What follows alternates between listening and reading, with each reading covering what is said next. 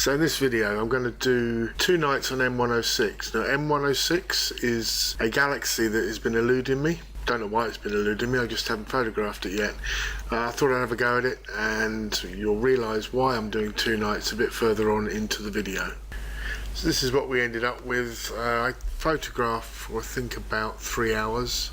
So I took about 3 hours of exposures on the 22nd of May. Just here, look. This is what we ended up with. Now I'll explain these folders. I've already been through the subframes,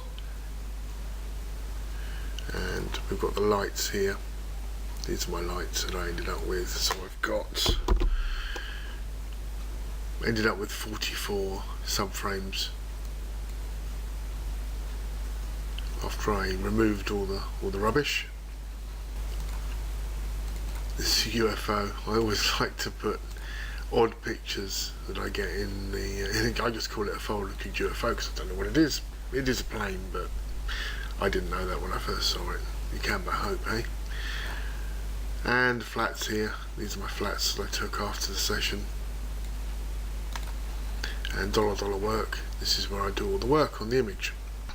So I'm going to skip showing you how to process through to these levels, so you know, from the flats and all that. I'm going to skip all that. And these files here, the dollar work folder, you can see here this drizzle integration.xisf.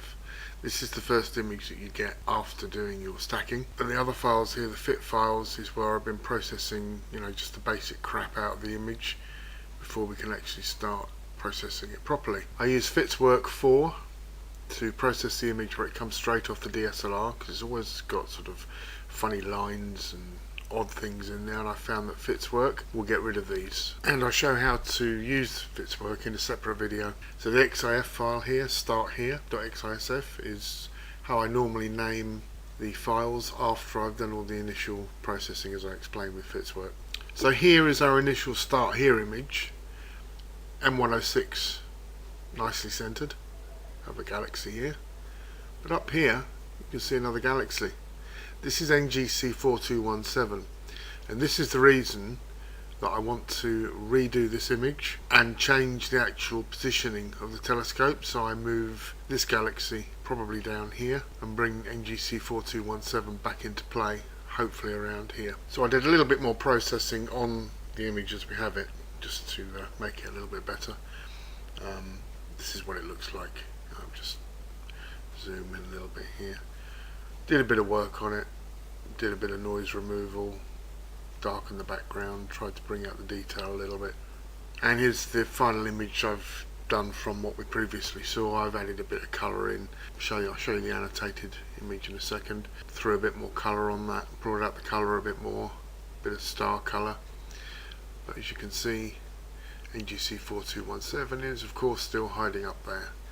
So in the next video I'm going to go into a bit more detail on how to process the image once I've got the fresh data with the M106 moved down here.